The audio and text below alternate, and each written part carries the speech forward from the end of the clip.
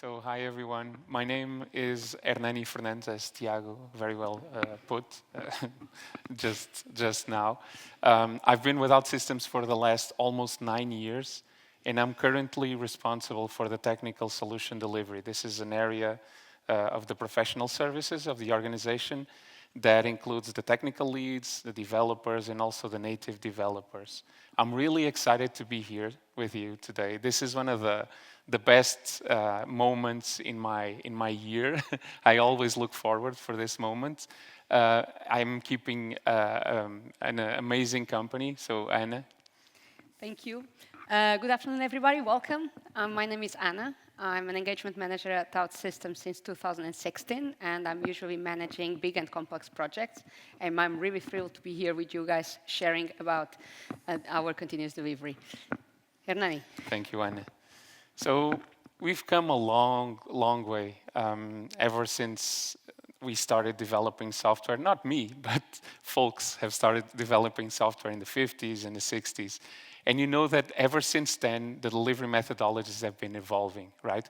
They needed to adapt to the needs of the industry, to the growing complexity of the software that we had to build, and also because of the technological advances. So it's kind of hard to imagine that the books regarding the delivery methodology way back then looked like this, right? It's pretty complex. Jokes aside, the fact that we're part of this evolution makes us have to evolve also. So this is kind of a virtuous cycle in which we have to develop our methodology, but we ourselves as professionals, we also have to evolve as well, right? Now, I want to ask you a couple of questions. I want to put some options in front of you. Don't worry, this is not Sophie's choice. Neither blue pill, red pill scenario, okay? It's far simpler. But I want you to consider these two scenarios. The first one has to do with the mobile apps that you use. When thinking about updates to the features of your mobile apps, would you rather have very large updates every, 6 months, bringing lots of changes each time, knowing that it will take another 6 months to get a new update? Or would you rather having small updates to the features appearing regularly, each one adding a small little feature, a small improvement? Which would you prefer? The one on your left, or raise your hands, please, the one on your left? Okay, it's not like I'm making this easy for you because the one on your left is grayscale, so that's not the option, but still, thank you, admire your, your persistence. But I would say the most of us would rather have the one on the right? Because smaller, frequent updates, they feel smoother, they're more reliable and less prone to risks, to errors, okay? The large updates can sometimes be overwhelming, and also bring a couple more bugs each time. Now, second option, second choice. What would you expect when a bug is found? Would you expect the team that actually builds the software for you to have to manually find and fix this bug, and you would have to wait for the next big release, probably in a couple of months? Or would you expect them to use fast, automated ways to, again, find and fix these bugs? I think it's pretty obvious because it's colored, not grayscale. But most of us, or almost everyone, expects faster, but also more reliable updates, okay? Whether for new features or for bug fixes. No one wants to wait for long release cycles. That is a fact. So what our end users and our customers want to get from us as software builders is speed with stability. So it is on us to actually deliver value to those end users quickly, but also reliably. Think about that. And this is what the industry is telling us. There's this group, this team that's called DORA. DORA stands for DevOps Research and Assessment, and they do research on the DevOps movement. They came from Google. For this research, they look into 4 key metrics, which are well known as the DORA metrics. those metrics, if you look behind me, they are split into two main vectors, the speed and the stability. So what they're telling us, and never, in the spirit of continuous evolution, continuous improvement, you should focus on the right-hand side of those scores. Okay, so we should aim for the high and the elite performer kind of evaluation. But what they're telling us is that there are two key metrics around the vector of speed, and those are the lead time for changes. That means the time it takes for code to go from development to production, okay, to the hands of our users. The deployment frequency, how long does it take for a team to actually bring that code from development to, no, how frequent a team brings that code to production. And then they also look at stability. So there's the time to restore service. Let's imagine that your service is impacted by a defect, by something, by a bug. How long does that team take to actually fix it and make it well again? And last but not least, the change failure rate. What is the percentage of changes that you introduce in production that actually lead to a degradation of the service or to an impact in the service that actually requires remediation, like a hot fix, like a rollback, okay? So we want to get, as I told you, as fast as possible and as clearly as possible, closer to that right-hand side of that table. We want to be elite performers. So what is the answer to this? How can we achieve this? The answer to this is continuous delivery, okay? It's the recommendation of the industry, but it is also the methodology that makes the best use of this new product that you've been hearing about, that's the OutSystems Developer Cloud, ODC. Hernani? Yeah? I think we forgot something. Did we? Yes, come on. We still don't know our audience. Oh, okay. How did we forget that? I'm sorry. Okay, so good afternoon, everybody, again. And now the challenge is up to you. We need to know who you are, okay? So, please, pick up a pen and a paper. All of you have one, yeah, right? I'll put up 20 questions on screen. You need to answer all of them. And before you leave the session, you just need to hand it over to our colleagues. Don't do that. Don't mess with the audience, please. Oh, come on. No, don't do that. No? No. I can't? Okay, sorry. I was just joking. But we still need to know you, guys. It's going to be... Oh, I took the wrong one. Yeah. So, we'll have only 2 questions, and we are going the old way, the old-fashioned way. Raise your hands. Are you all ready for it? Can you please raise your hands to know that you know how to do it? Yes, there we are. So, first question. We would like to understand our audience regarding in which project delivery methodologies are you using? Waterfall, Agile, continuous delivery. So, who is up to Waterfall? Yeah, I can still see a couple of them. Agile? Yeah. Have you counted? 47. Okay, thank you. And continuous delivery? Oh, quite a lot of people. Quite a lot of people, isn't it? Yeah. Thank you very much. Second question. We'd just like to understand who is business, who is technical, and who are the testers around the house. So, business. Yeah. Developers? Technical team? Well, quite a... Counted? I think there's more technical people. Testers. There are a couple of testers in the room. Yeah, a couple. Thank you. Couple. Okay, so with having that in mind, definitely we need all of us to be able to deliver software. Are you ready for it with continuous delivery? Yeah?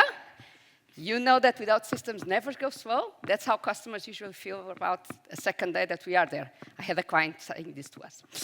So, continuous delivery mindset. Any single delivery methodology for software development says the same. The business will shape the requirements. The developers will code it. The testers will test it. Business will accept it. We'll deploy it into the different environments. At a certain point, we release it into production, and then we monitor. And we go over and over again with every single feature. So, what is the difference? we'll do it in short cycles. We want to release reliable software at any time efficiently. How do we do that? One of the biggest mindset shifts is that we always need to be ready to go to production. The first time that one of our colleagues, Sergio Diaz, looked at me when we were talking about the first time for me about continuous delivery, and he said this to me, I said, like, how the hell are we going to do that? And he said, we will. I'm sure you'll be doing it. ODC continuous delivery principles will help us out through this journey. We first of all need to, the first thing that we do is that we look into our customers and see, okay, what do we need to do? Usually it's a big elephant, right?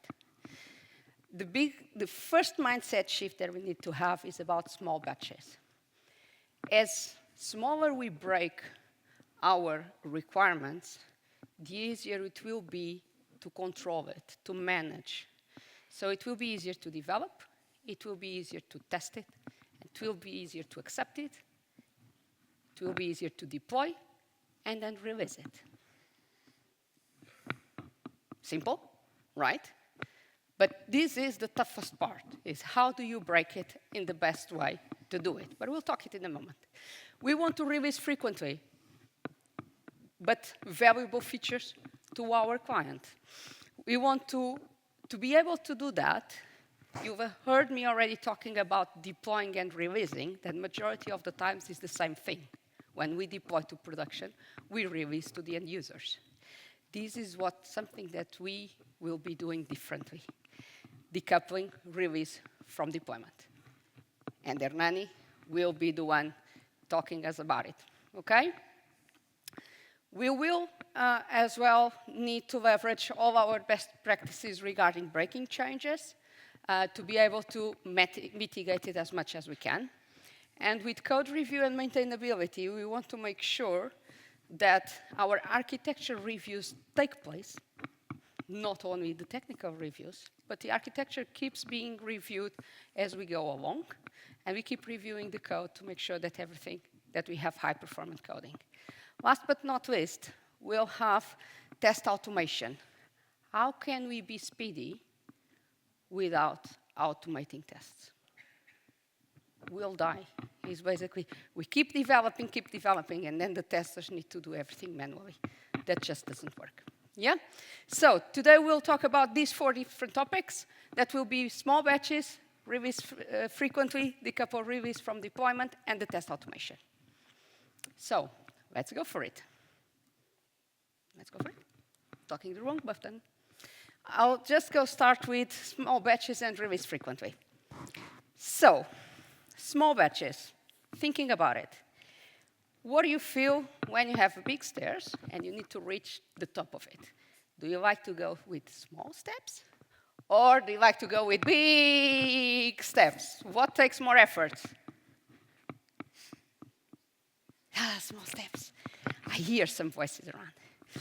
Okay, so yeah, indeed, we'll go to smaller amount of changes. It's easier to control, right? We'll start with very, very small. And when I see very, very small, I'm talking about less of a day of development. Okay? So can you imagine features that we always think that's big? We have a big application because nowadays they are very big and usually complex. And we just need to start breaking it down as much as we can. This will allow us, as I mentioned before, develop it, test it, and deploy it. The advantage of doing this very often with little small batches will be that when we get to deploy, we do deploy a lot of times, right? What do we do with that? We'll be continuously testing our deployment processes. We'll simplify it, we'll automate it. So it will be more reliable, the code, when it gets released to the customer. In traditional agile deliveries, we have a typical sprint where we plan, we develop, unit test, we send it to QA, that will test it, the tester will test it, and only after a couple of sprints, majority of the customers do UAT. Majority of my customers tell me like, oh, it's not ready yet to go for user acceptance because it's not all of it. At the end, we do deploy to production far longer than we would need to. So vital feedback is delayed. The risk of complex bugs is increased. How often you as a developer see a bug coming back by the end of the sprint saying, is this a user story that I've made? I don't remember. I already worked on like 4 or 5 in different topics. So I have to review the full code to go and change it. What do? What happens as well is that the testers will have high volume at once. So it will be, they need to test it faster. As they need to test it faster, they will not test it as thorough as it's needed as well. So the first business value realization comes after some sprints, sometimes 3, 4, 5, 6, and depending on that, we'll get our first business realization. What is our goal? Is really waiting for so long? No. We want to deliver value to the end user quickly and reliably. With continuous delivery, within the same time frame of a sprint, you can already release to end users several times. Yeah? So again, we unit test, we deploy to QA, we test it, we accept it, and we deliver it. And if we do that with small working features, the end user will receive fast sooner, and we get reducing the risk of everything that we are developing. So the deployment frequency is boosted, and the feedback from the test team is accelerated. There is an early feedback that identifies issues quickly, reducing cost and complexity. And with smaller UAT batches, the execution accelerates, reducing time and testing costs. So, talking about small batches, how do we do it? And let's go for it. First steps. I'm just starting a project in the client, and the first thing that we do, authentication, login authentication, right? So we will have 2 platforms. We have the back office, and we have the mobile app. So the first thing that we have to do to ensure that we can go forward as fast as possible, we need to identify the features. In this case, the authentication for the back office and the authentication for the client mobile app. So far, so good. Nothing new for anybody, right? What is important of splitting in this way and not just have a feature as authentication that does back office and client mobile app? The advantage of splitting the back office and the mobile app is that we usually release them in different moments in time. If there are issues in one, if we have all together as one feature, means that when I have issues and I have to pull down that feature for whatever reason it is, I'm impacting both apps. I could be continue working on the back office even if the mobile app is not working, or the other way around. If we don't split it in this way, I cannot work in any of them, right? So then what do? Majority of you probably already know, we decompose it in the identified features in smaller and more focused user story. So the login in the web, multi-factor authentication, connection to Active Directory. On the other side, the registration process, login in mobile, and for instance, a CAPTCHA. Just for a couple of examples, just to give you an idea how to split it and how to start first steps. To make sure that the user stories are ready for development, please don't forget the principles, where we make sure that the user stories are independent. So that's the only way that we can move forward without intricated and without waiting for each other. And then they need to be negotiable. So they need to be checked and reviewed by everybody and ensure that it is adding value to the end user. Needs to be estimable. And here usually is one of the critical paths that I always find it easy as we go forward, is that when developers and technical leads start having troubles in estimating, means that they are just too big. Done. You just go all the way back, refine the user stories, get into more details, and probably you will need to start splitting user stories to make sure that they are small batches, good enough to go forward. By the end, we need as well that they are testable. Okay? We have to make sure that the testers do know everything that they need to do to test the user stories. Yeah. So, the developers, as we go forward, will see a lot of advantages in small batches. With faster and shorter feedback cycles, bugs will be identified earlier. This means that they don't change so much their context, where they are working on, and what they are doing, so they don't have to recall everything that they have done, and it's far easier and it's far straightforward to change it. So this will help them as well in learning with their own mistakes. If I make a mistake in sprint 1 that is only identified in sprint 3 or in sprint 2, until then, if it's the way I do it, he will only learn in sprint 3 that he has done wrong. So it will be 2 sprints doing wrong code that he will receive bugs. If we do it immediately just after, he can learn and adapt as soon as possible, definitely increasing productivity. On the other hand, there are challenges. The biggest challenge is going to be unfinished work. We will deploy once a day, multiple times a day, as Hernani was mentioning before.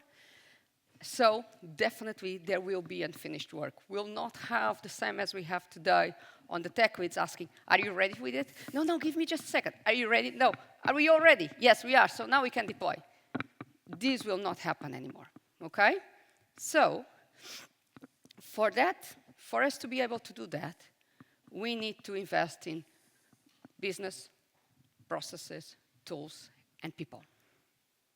We need to be ready. We need to change mindsets to do it. And besides that, on tools, we definitely need to automate. The shift to small batch mindset is going to be difficult, but it's easy to achieve if we want to do it. And now, I'll hand it over to Hernani for the couple release from deployment. Thank you, Anna. Can you still hear me? Yeah? Okay. Before we jump right into feature toggling, which is ultimately the approach that will allow us to decouple releases from deployment, let's take a step back and let's actually differentiate these two concepts. Commonly, they are used interchangeably, so they're synonyms commonly, but in continuous delivery, this is not the case. Still, let's take some time to very clearly distinguish the two of them, okay? But I will make it easy for you right now. Deployment means pushing code from stage to stage. Release means putting features in the hands of an end user, okay? If you look at this very simple kind of comparison table, you can see on the left-hand side that the deployment is all about automation, all about streamlining a process of pushing code, okay? Of pushing that code from stage to stage. It is also worried about the quality of that code. It has to have processes of actually looking into the way applications are built, if they're following the best practices, everything. But the end goal is for us to be able to actually do this movement, this flow of code as frequently as possible across the stages, okay? On the other hand, if you look at the right-hand side, release is all about empowering the business. Empowering the business to decide on what? First, what exactly is released to the end users? What are the features that the business wants to make available? But also the timing. The timing is very important. And why? Because of user experience, go-to-market decisions, the timing of the strategy of the go-to-market, and also the fact that you want your users to get coherent features, okay? Now, as opposed to the frequency of the deployment that you want to do as high as possible, as frequent as possible, that deployment, the release is now completely determined by the business. So it's influenced by the strategy, feedback from the users, and marketing. So on one hand, you want the code to get to production as soon as possible. You want it to be ready to be released, but the timing and exactly what is released is in the hands of your business. How exactly do we do this? First, let's look at what happened before. In your traditional agile delivery, we used to say, or we usually say, that the releases and the deployments are coupled. Why? Because what happens in the deployment? Our teams finish a sprint and they push that code to QA, right? As soon as all the user stories are done, let's push it to QA, all that content. After the QA, and eventually if everything goes well, actually it will go well, but as soon as it goes well, we will have a solution release, right? And then the business determines a go live date.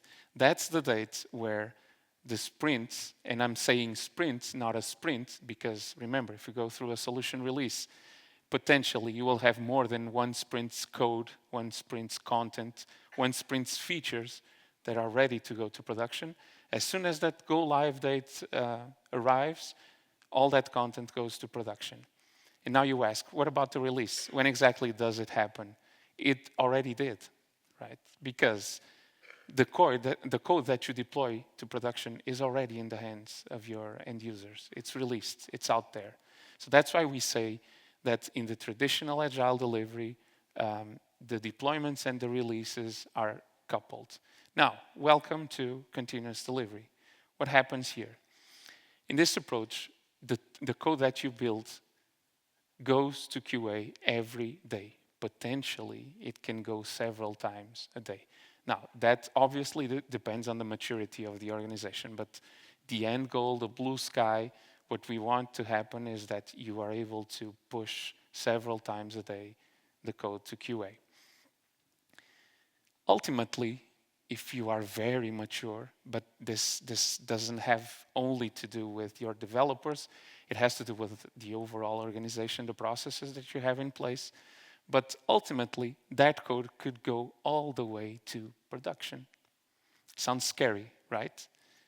Not exactly, because in this approach, we do one thing that's called fencing. So what we do is we create a limit, a fence, around that code, around those features. And this way, the code is actually there in production, but it is disabled. It's not available to the end users. It's not seen, okay? The decision must be explicitly made by the business to actually release something and when, okay? That's what happens. One very important thing that you need to understand is that this is also a very good way for you to manage and to safeguard your features that are already in production being used by your users, but they are safeguarded from potential impacts from unfinished work that you push to production as well because of that fencing, okay? How exactly do we do this? Think about the release process now. As I told you, the code is there, but not really, right? It's not released. So we can do this by following an approach called feature toggling. What exactly is feature toggling? Very simply put, feature toggling is an application-based release pattern, okay? This allows you to modify your applications, your system's behaviors by clicking a button during runtime. Basically, this is all it is. But the main aspect here is that it doesn't require a code deployment. It doesn't require that you change code, okay? This is very important. It enables you to do continuous releases, and it actually enables you to define features per environment. What is available per environment? You can actually go to a point in which you can define which feature is available for which users or for which group of users. How does it work? Sorry, disclaimer. It's a very simplistic way of building a feature toggle. It is also not the best one, but for the sake of simplicity, let me explain the basic anatomy of a toggle. A toggle can be very easily created if you create what's called a setting in ODC. Okay? You create this setting and you give it a type. You have to define the type of the setting. The perfect candidate for a on and off behavior, does anyone know? Boolean. Yeah. Thank you, Mr. Anonymous there. So yeah, it's a Boolean. It has true or false. It can be true or false. So perfect candidate. Then what you're going to do is you're going obviously to build your code, your business logic, and you're going to wrap it with a conditional statement, which we call an if. That if is going to depend on the value of the setting that you created. So if the setting is true, that code, that feature, eventually is a feature, will be available. If the code is false, it will be absent. I repeat, this is the simplest way you can create a toggle. I told you, it's probably not the best way. Now, you ask, is there a better way to do this? And I tell you, yes, there is. But you need to stick around. I'll be here. You don't need to stick around. You can go out, grab a coffee. But at 3:30, I'll be here talking a little more in depth about feature toggling. So I hope you catch that talk as well. Okay? Sorry? What did I say? Thank you for that correction, Mr. Anonymous, in the audience as well. Thank you. So now that you know how to create a feature toggle, it's time for you to create toggles. One toggle per UI block, right? Or is it one toggle per application? Where do we draw the line? What's the granularity here? If we think about what we've been saying all along, we want this tightly coupled with a business feature. So that's exactly what we're going to do.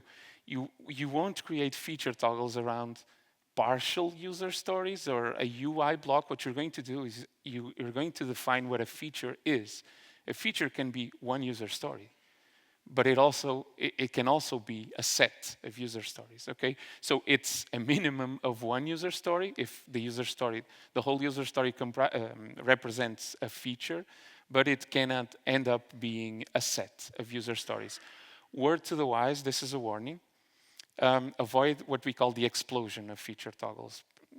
People used to go a little bit trigger happy with feature toggles, and they start creating feature toggles for everything. So if your teams are going to do some code changes, if they're going to do some bug fixes on a part of a code that's already wrapped with a feature toggle, then leave it as is. You don't have to keep on creating new ones, okay? Now, again, I talked about this explosion of feature toggles because it could represent a nightmare in terms of management. How do you manage these if you don't have a central place? You do have a central place if you create a setting, but it's not the most performing, the best performing kind of design, kind of implementation. It is also not the best place if you want to create your governance around it. Who manages what?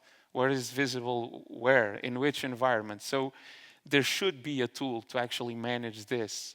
And this is the segue for my talk. Thank you very much. Now, very simplistically, once again, let me give you a view over what this means on the daily work of your teams.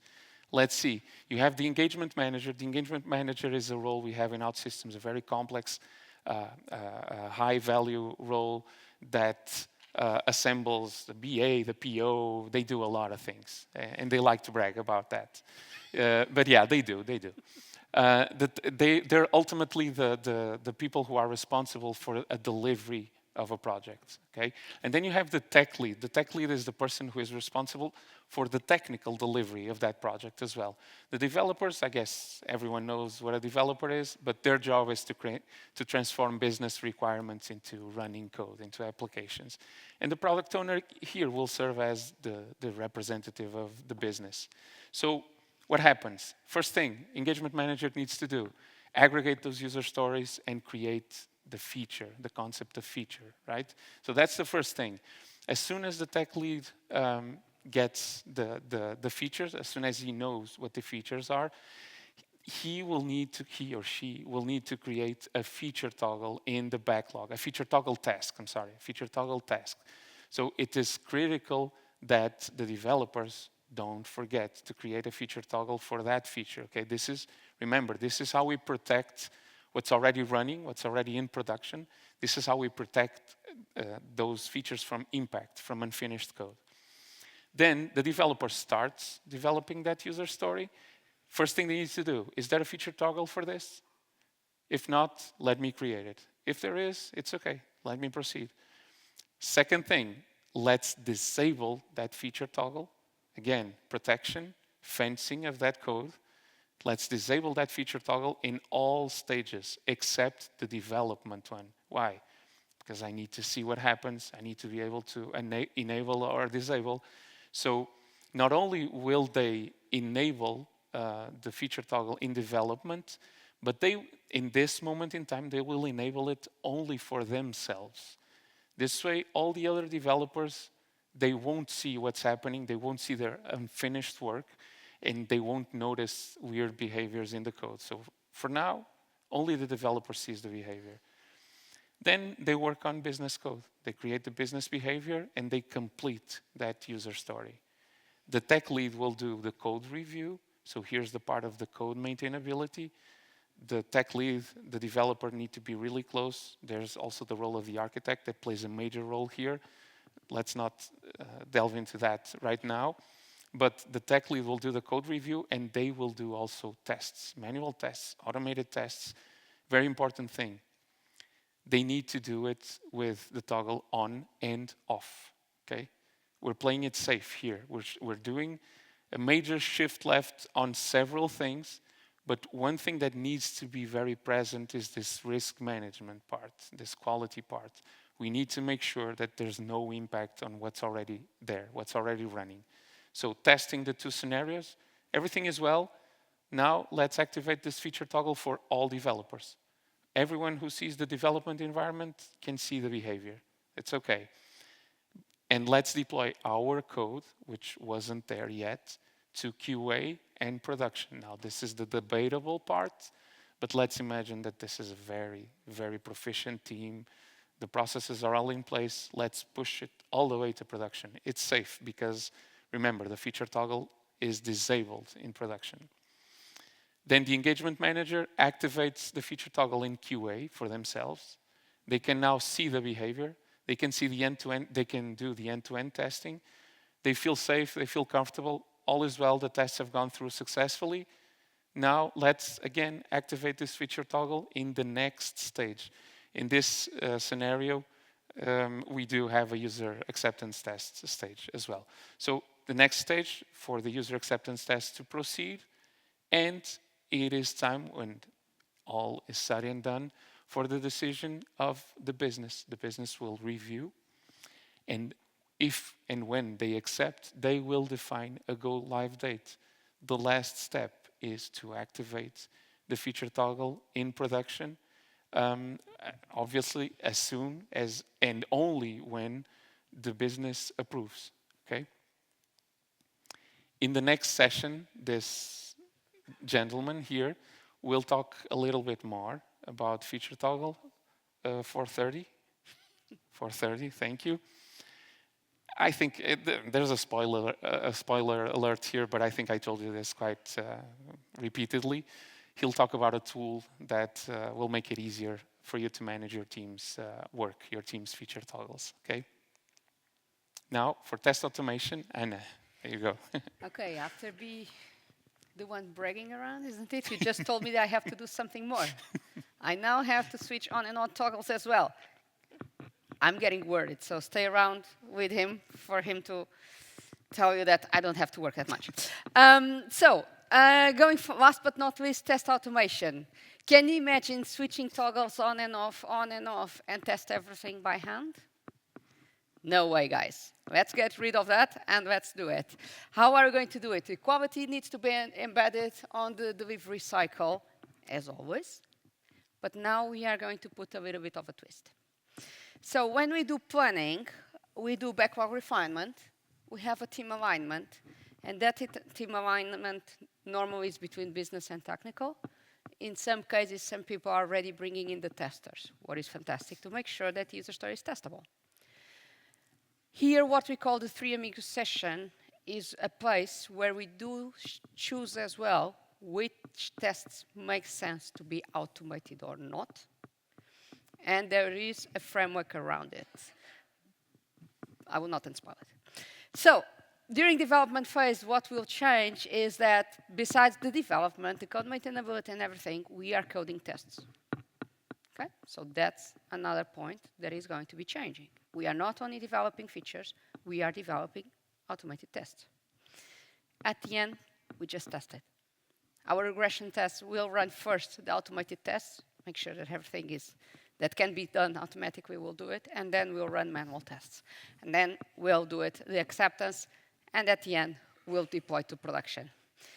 This is very short on what Bruno Gomes will tell you all about in quality as part of the process, and will explain as well how we'll do about choosing which tests to be automated.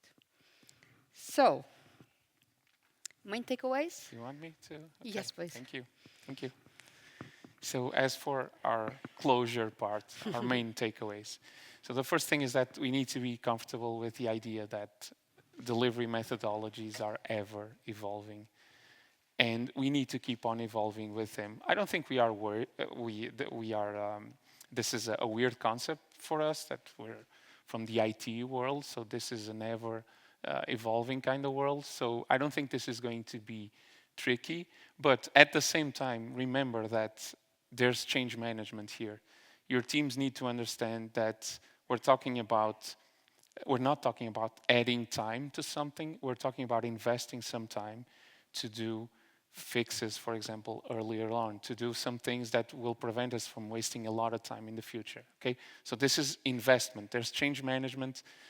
There's sponsorship there. We need to train the team, so there's a lot, but we need to be comfortable with this.